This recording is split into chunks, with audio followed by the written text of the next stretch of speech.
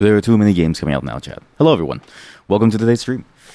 My bad. I didn't expect to start so late, but I also didn't expect chores to take so long. Sorry about that. How's everyone's day and how's everyone doing? Yesterday, we had a very good accountability circle. I'm very glad that everyone did actually achieve their goals. Somehow, we actually all somehow achieved our goals.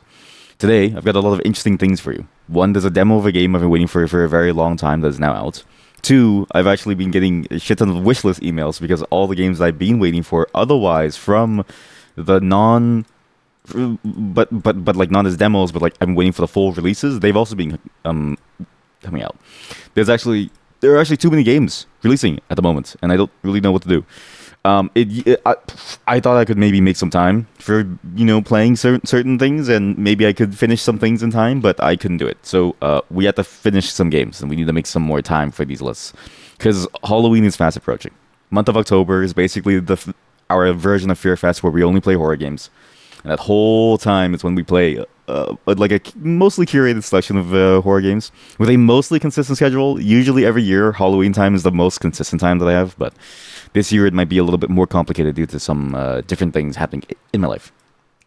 Either way, it's going to be horror games, which means everything else takes, everything takes a back seat to everything else. And that's bad because we haven't even played games like Metal Gear Solid, Operation Delta or something. The Snake Eater one, the Snake Eater remake, haven't even played that. We haven't even played things like No, I'm Not Human. Well, obviously, that's a horror game, and so it's waiting for Halloween, but still, there's a lot of games coming out that sort of, we have to miss out on. Actually, there's a giant list in my emails that I can look at. Let's see. Wanda Stars. What the hell is this? Yay, Gaming Weekend is here by GOG. All-time high discount on story game classics. Eclipsium is also out. This is also on the Halloween list, but still, that's another game that we need to finish. The Censor DX edition. Wait, this is a sex game. Yeah, sorry. There was a game called Deadeye Deepfake Simulacrum, which I really wanted to try out. It seemed like a very interesting take on a roguelike game with a lot of complex mechanics. And it's kind of like, okay, well, can't even play that. There's simply not enough time. Pigface is now available in early access. Detective Dotson is a game that I've wished for. I think this game was already out since April. Yeah, but this game seemed interesting. There's no time to play that. Yeah, there's a lot of really, really interesting games I've been meaning to play that I simply aren't going to be able to find time to play. So it's going to be difficult for us as we go through this list. And that's only like the first page of my emails. There's actually more. There's Town to City. That one is a game that I've been waiting for. Heart Links has a demo. It's like a visual novel. The Alters apparently came out at some point, and I've been waiting to play that for a while too, and that came out in June. Flip Witch Forbidden Sex Hacks. What the fuck? Hey, greetings, fun Canada man. How are you today? I'm good. How are you? Hope that you're having a good day. I'm looking at the games I don't get to play at the moment because it's simply there's just not enough time. There's a game called Henry Halfhead, which is now on Steam. Henry Halfhead. This came out 3 days ago, 4 days ago, 5 days ago now. Oh my god, 5 days ago. And I mean, and it looks like an interesting, almost adventure story game. Can't play that either, right? Not enough time. We need to finish games to make space for these other games. It's like that. Charlu, the funny game where you run your own bus. Can't play that. Oh man, Centum. Centum. No, this was an older game, but still, that one's on sale. Beyond Sunset is now available. Well, why did I wishlist this? Oh, right, because it looked like a fun little shooter game. Oh, Beyond Sunset. Can't even play that. Professional Fishing 2 is now in early access since September 11th, and we can't even play that. It's a real fishing game, but you embark on a fishing journey with simple yet reliable gear. Femboy Futa House. Again, when that game came out, it took over the Steam top list, which is funny, very funny, and we can't even play it for various reasons, but especially because I have no time. I don't know what to do actually. So we're gonna have to get really good at finishing games, and we're gonna go back towards those like fairly long streams. Today is only gonna be about like 6-7 hours roughly, and it's gonna have like it's gonna have a quick lunch break in the middle because I didn't get to eat yet. So I usually eat before stream. This time I couldn't, but we are gonna have to be able to finish games from now on. As well, there's some more fun segments coming up soon. Okay, I don't know exactly when. I think it's gonna be Tuesday or Wednesday. We're gonna be in VR chat. And then after that, there's also going to be a co-op thing coming up soon, but I'm still trying to figure out times on my end to plan that. So I'll let you all know. But in general, we're also going to be going back, I think for the rest of September, going back down the list of games that we didn't finish that I still want to finish on this channel. And I'm going to go in order of like the games that I really am interested in versus like the games that I'm fine dropping and leaving forever and leaving the people who are watching those series basically in the gutter, right? Um, but of course, before all of that, there's some important things that we have to do, though. One is we have to decide which emote is going to die. We have too many emotes. We have now hit the max list of emotes, and there's one emote that I want to get called Jamji, and it looks really nice because it's just Pepe jamming out to music. The problem is that we are now at 600 emotes, and of the 600 emotes, I don't see people using quite a lot of these. I see people using some of these, like Booba is a classic, Mod Check is a classic. People rarely use Bedge. Nobody uses Joel here, which is good because I hate the spinning fish, but I added it just in case people wanted it. Narouge, sorry. Why do I have Narouge and Saz? I didn't add these. I think somebody else added them. Disparage, Pepe left. So we have to get rid of some things in order to make space for some of the things, yeah? And one of the things that we're going to get rid of, I mean, this is an easy like loss. Even though it's funny to see Naruto and Sasuke, maybe that's an easy loss. I have two versions of Smoge. Yeah, there. Okay, well that was easy. There's also something that we have to watch as well, because apparently SCS, the creators of Truck Simulator, have actually gone and done a driving test at a trucking school in Ontario, Canada. And it's funny because I didn't think about this, but the first comment just enlightened me on this thing where it's like, it's similar to the concept of like why Armor is being made, right? Armor, the game is funded by, and this may surprise you, Armor, the game is funded by the U.S. military. This is not a conspiracy. It sounds like a conspiracy, but it's actually officially listed as a funder for Armor. And they use it as a way to convince people to join the army. It's just a very well-known thing that they do. I didn't think that would be similar, or sorry, I didn't think that effect could also be found in other types of games. So in this case, you can find it in Truck Simulator. Ever wondered if your virtual trucking skills could translate into the real world? Hell yeah, it does, provided you drive in the sim like you would IRL. Take me as an example. This person, Kadeje, on YouTube, I played very realistic as virtually possible, couple thousand hours in both these simulator games with a G27, which is a wheel, SKRS, I don't know what that is, and a head tracker, which is, I guess it's like a VR. Also, if you Google SKRS, you get Sisters and Seekers. What? SKRS, truck shifter. It's a truck shifter. Okay. What? Truck shifter. SKRS replacement truck shifter. Okay, this thing looks awful. And a head tracker. Up to the point, I never sat behind the wheel of a real-life truck. Everything from shifting and shift patterns to cornering, braking, reversing all felt so familiar the first IRL driving lesson. It got to a point the instructors took me for routes they normally never drive with students, for example, tighter and busier places. Needless to say, this person passed all the practical exams first try with a lot of praise from the examinators, and they started their first job transporting all sorts of cherry pickers. I don't know what that means, but that's a funny term for a truck. Delivering machines in crazy tight places and the city centers. And this game, someone acted as a pipeline. And I never thought about that, but that's so true. Because if you play this game, the odds are you are going to be able to learn the same skills. Because this game is very, very, very realistic. We're going to do more streams of this game soon, because they're actually coming out with 2 major DLCs, which I posted before, but just to pull up again. I think it's in the American Truck Simulator. Yes, it is. I think it is, maybe. Cruising Iowa, update release. Louisiana settlement. No. There was they're coming out with new DLCs where they add cars and they add normal driving roads, and they're sort of like revamping the open world aspect of the driving. It's a fascinating take on the game because the game is not really a driving game, but at the same time, it has some of the most realistic driving mechanics that I've seen. Here we go. This is the link to it.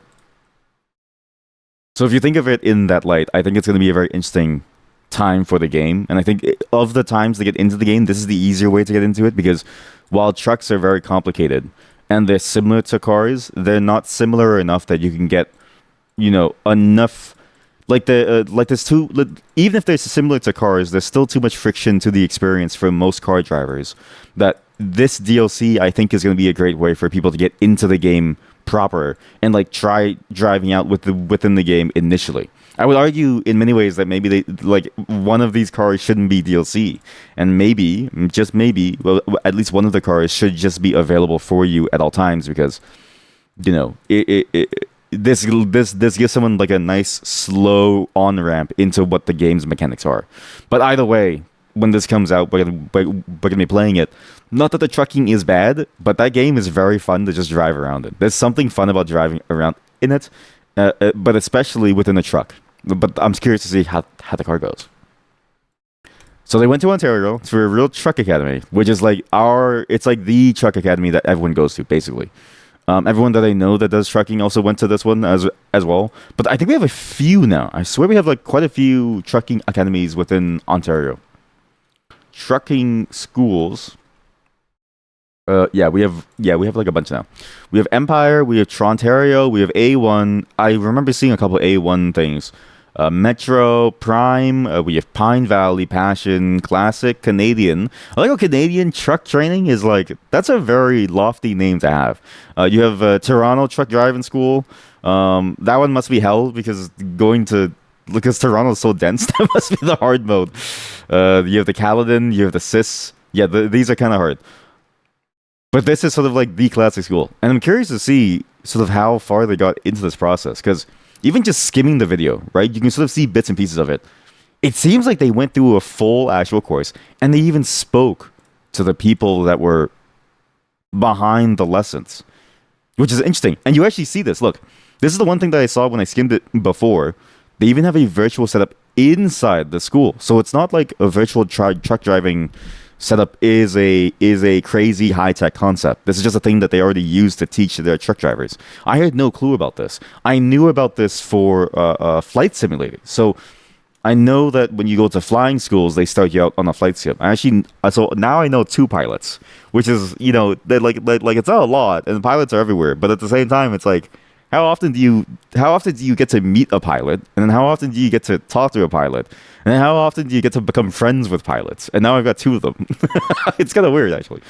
But they were telling me how, like they start out on simulators, and then they start out on small planes, and then especially for I think Canada or maybe just Ontario, I'm not really sure. One of them was explaining to me the process. And he was like, you have to start out on small planes, and you have to and you have to get like 200 hours of flying before you can move on to commercial airliners.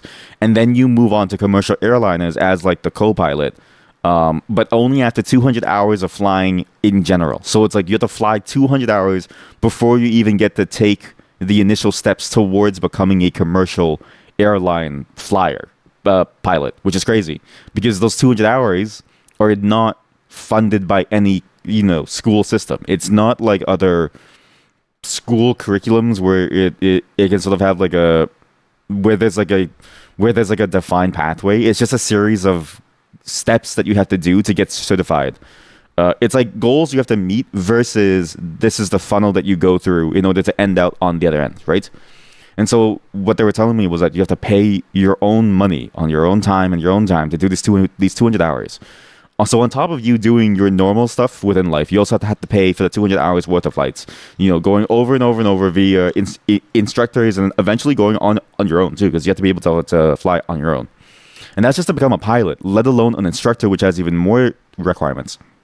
Or maybe it was like a different set. This is where it gets hazy for me because they were also explaining both of them, but it's been so long since they explained specifically the instructor side that I was like, I don't get it. But that's what they were aiming for compared to the commercial one. But I was mostly curious about the commercial one. And it's crazy to think that you have to go through that much effort. And it's crazy to think that they practice everything even within a virtual environment because it's like the safest way to do so. Because it's like, sure, you can start somebody in a plane, but then like you gotta be careful not to die. And like sometimes you do hear about the news where like a pilot in training does accidentally crash somewhere, and it's like, oh, like they're fine because they do practice maneuvers like how do you handle a stall, how do you handle like a dive, you're right. But still, it's like sometimes it fails, and then sometimes they crash and they're alive. But that means that like a multi tens of thousands of dollars plane has got. How much does a plane cost? Cessna purchase. Can I buy like a Cessna? Controller.com. What the hell is controller.com? Controller. Sell your aircraft to get financing. Headquartered in Wichita? Headquartered in Wichita, Kansas. Cessna is one of the... Call for price. Call for price. Apply for financing.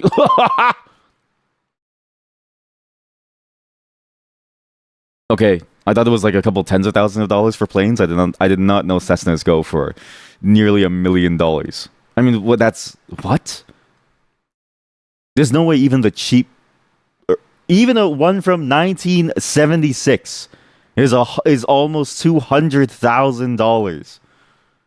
I thought it was way cheaper. Like in my mind, everybody could afford a Cessna the same way that some people could afford a car. You know what I mean? Like if you could, like in my mind, it was just most people don't fly because it's terrifying. Not most people don't fly because it's super fucking expensive. It costs you like several cars to afford one old ass Cessna that's surprisingly still flies. You get 1979 for 139, and now we're getting here we go 1964 for 97,000. Maybe this is it's well kept and you probably won't die in it. Who knows? Maybe the plastics is wearing off. Okay, I thought it was way cheaper. How much are trucks? What's interesting about trucks is that like the one thing that I really hope to understand when I watch this video is I hope that it explains how somebody starts truck driving. Because the thing that's interesting to me is like you start in the lessons, right? But I've heard that you don't own the trucks. Like some people own their own trucks and they pay a large amount of money and then they finance it. And then they basically go out as trucking contractors that can pick up any job. But most of the time I've heard that the truck belongs to the company and that you are effectively being paid to like drive this thing around. So I'm hoping that this sort of enlightens some part of that process for me, because the driving part, it is actually interesting to think that maybe in many ways the driving part is probably not going to be as surprising to me, because again in Truck Simulator I feel like we've done everything. Like I have the wheel, I have the shifter. Obviously it's not the real shifter, but it's a shifter nonetheless, and I feel like I have a fairly good sense of how it drives, except for things like the reverse like the differential thing where you have to hook it in, you press the differential button and it does something to pull things up. Like there's technical jargon that I don't know, but in terms of the mechanics of driving a truck, I feel like I'm pretty good at it. Except for reversing, that's a little bit harder. But that's a whole different problem. So yeah, I'm curious to see the full video of this and to see how exactly the whole process works, because this is a very interesting sort of inside view of what it is to be a truck driver. That is done in a more, I guess, like feels like an educational way, whereas like other people, not to say that like vlogs don't work, but vlogs are sort of like you see bits and pieces of it a day at a time, but it's not like a how it's made video. This feels like a how it's made type of thing. So hoping that it ends up being pretty cool to watch. Sadly not today, but I have to watch it after stream, because today we have a busy day. Again, we're playing a demo of a game that I've been waiting for a very long time, and we're going to be doing some more Silksong. Okay, we need to finish some games so that I can move on from my schedule and actually have time for these new games coming out. I just need a BRB though, because I have to go check something. Be right back. I'll be right back in just a moment, and we'll be back with some more stuff. Okay, I need to fix my headphones because the sound on my headphones has now died, and I don't know why. Oh god, please just give me a second. I need to fix this. In the meantime, please enjoy this game OST. I'll be right back in just a moment, and we'll continue with some more Silksong today. Because, again, I need to finish Crosscode. That game has been on my mind ever since, and I'm like, why did I never finish it? I really need to finish that game. But we've already started Silksong, so I need to finish that too, okay? There's too many games to finish. I need to figure out some system. I need to hire somebody to play games for me and then give me, like, a recap of what's going on. BRB. I just had several chicken nuggets. I was fixing my headphones. I just fixed it way sooner, and I was like, I have like a minute and 30 seconds. I might as well just eat some chicken nuggets. I just had 7. I'm actually very hungry, but I can't stop, because if I stop now, we'll never be able to finish games. Isn't Dvorak better anyways, Nurge? I don't even know what any of the what is the point of a new keyboard scheme. Like what's crazy to me about keyboard schemes, right? It doesn't seem useful to have more than one keyboard scheme. Because if you have more than one keyboard scheme, what are you really optimizing for? And it's not like typing is the thing that you need to optimize for to some degree. Like, even using something like Vim, let's say, right? Or like just that mode that style of writing things. I like it because navigation and stuff is all on the keyboard, but I like it more for its keybinds necessarily than I do for something like its speed at doing text operations. It's rare for me to go into a text file and have to process it manually. Almost always, I'm going to build some tool for it, right? So really, a lot of the value of it comes from just being able to, use the thing without having to ever touch my mouse and scroll up and down. Like there's a lot of facilities that are built into it where you can move around your files with sort of like text commands, which is very, very handy. Because QWERTY is non-optimal for typing English words. You're missing the point of what I'm saying. How much better is it that it is worth learning an entirely new typing paradigm?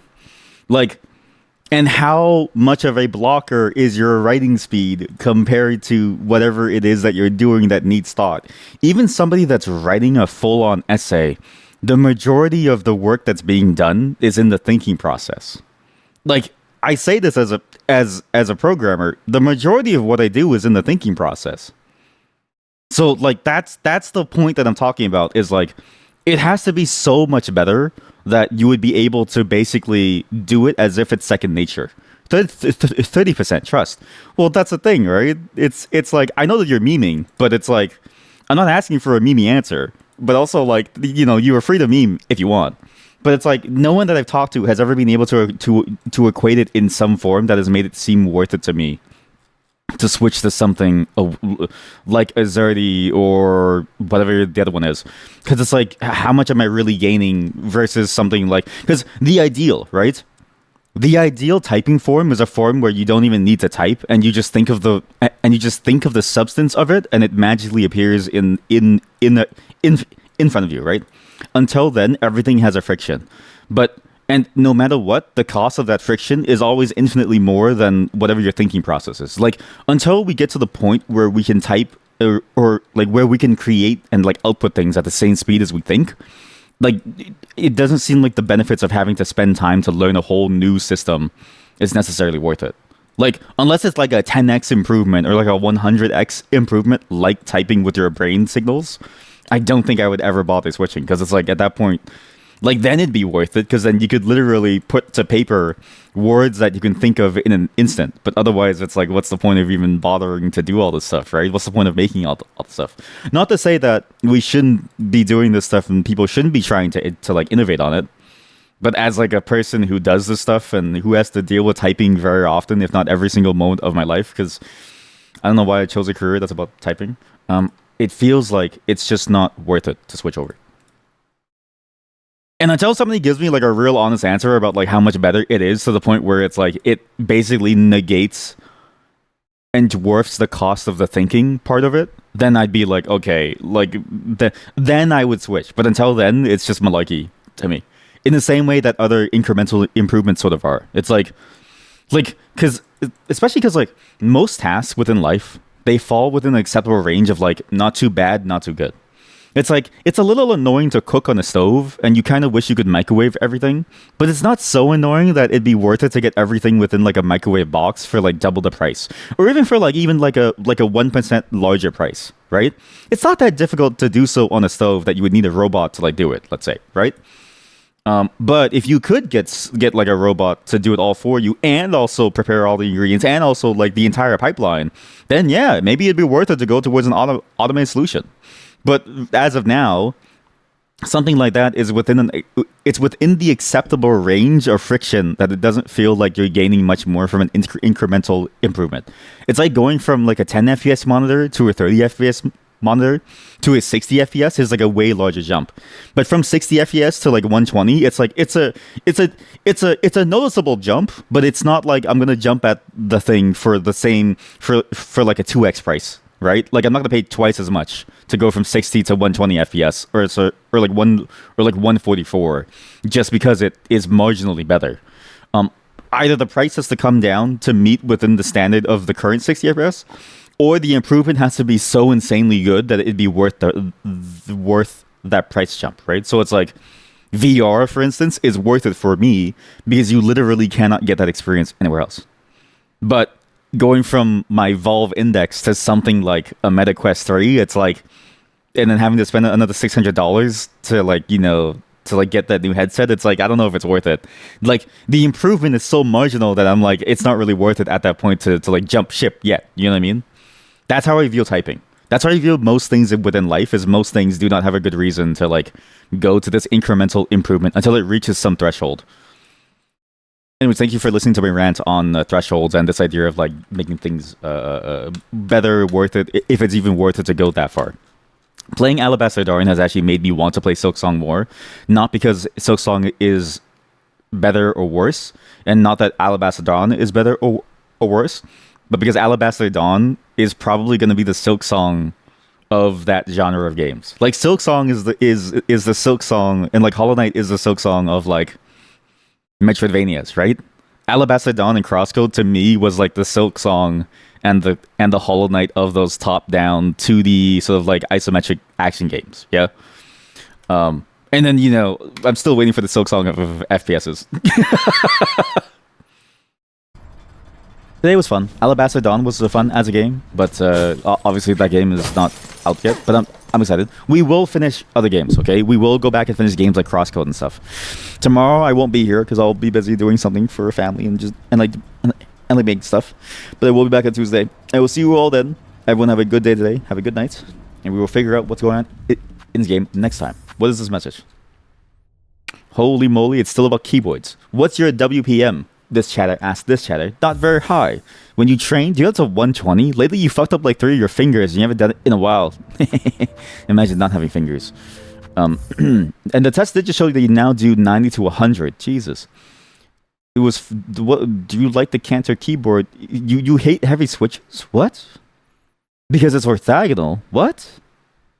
What does it mean by orthogonal? Anyways, don't get light switches like I do. Okay? You have really light switches. You have 20 gram switches. I don't think they're good. I actually think light switches aren't that good. I'm going to tell you right now, there's an unstated problem with light switches. If you have a heavy hand, you will accidentally press the buttons. Do you know how sometimes when I play games on stream and I accidentally do some move and then I like run into some wall? That's what happens. Because when you're playing games, you're usually resting your hands on the keys. If your switches are too light, you accidentally activate them every single time. I would actually caution against light switches. Skill issue. I mean, it is a skill issue, but it's also like, where do you put your hands, right? Because the problem is that you have to maximize reaction time to the weight of the key. If your hands are too far away from your keys because you want to minimize the amount of accidental presses, then that's fine, but it takes you more time to get your hand to the keyboard. And I guarantee you're probably losing the same amount of time getting your hand back to the keyboard than you would have saved with a light switch. So it's like, what's the point of even bothering to get a light switch if the mistakes that you make and the cost of it is roughly the same anyways, right? You're fine because your keyboard is really low. Well, now that's the thing, right? How far do you have to travel? I feel like light switches is like a very difficult thing to like make work in every single situation. So that's just my opinion. I just don't think it's very much worth it. Bye everyone. See you all on Tuesday. Take care of yourselves. I swear to God, if anybody asks you a question, answer the fucking question. Don't answer the question. Why is it red with we stop at red lights?